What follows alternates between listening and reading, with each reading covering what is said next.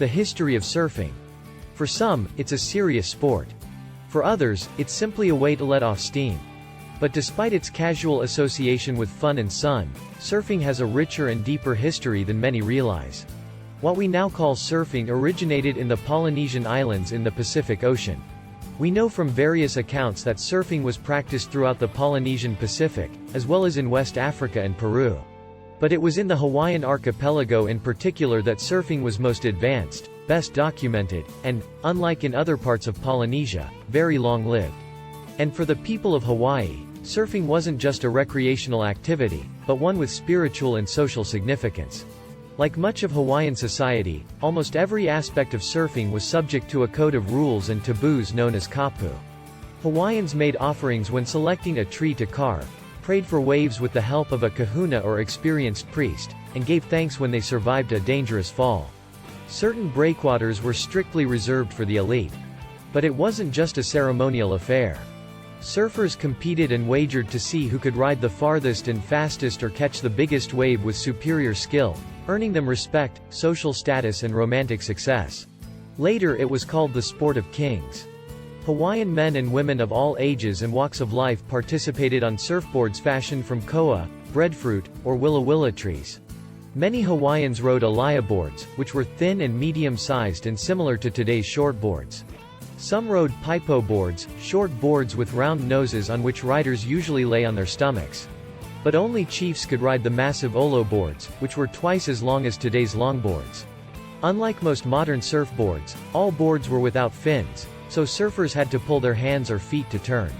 We don't know exactly when wave sliding was invented, but we do know that it had been practiced in Polynesia for centuries when it was described in 1777 by William Anderson, a surgeon on Captain Cook's ship, Resolution.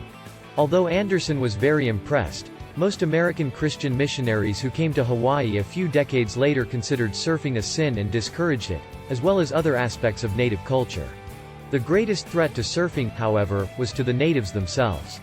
By 1890, new diseases introduced by Europeans and Americans had decimated the Hawaiian population, leaving less than 40,000 of a population that had numbered more than 800,000 before contact. At the same time, foreign influence grew with the overthrow of the native monarchy by white settlers in 1893 and the annexation of the islands by the United States 5 years later. The end of Hawaii's independence coincided with a native-initiated surge in surfing, which American colonizers soon took advantage of. But first, some Hawaiians brought surfing overseas. In 1907, George Freeth, the so-called Hawaiian Miracle, traveled to the West Coast and gave surfing demonstrations in Southern California. In 1914, Olympic swimmer Duke Kahanamoku made his way to Australia and New Zealand, gliding across the waves of the Southern Pacific and drawing enthusiastic audiences everywhere. Shortly before Freeth left for California, a South Carolinian named Alexander Hume Ford moved to Hawaii. After learning to surf, he became a master of the pastime. But Ford may have had dishonest reasons for his enthusiastic efforts to promote the sport. Like many settlers, he wanted Hawaii to become a U.S. state but was concerned about the non-white majority of locals and Asian workers. Ford therefore promoted surfing to attract white Americans to Hawaii, first as tourists, then as residents. He was supported in this effort by numerous writers and filmmakers. Ford's demographic plan was to fail miserably.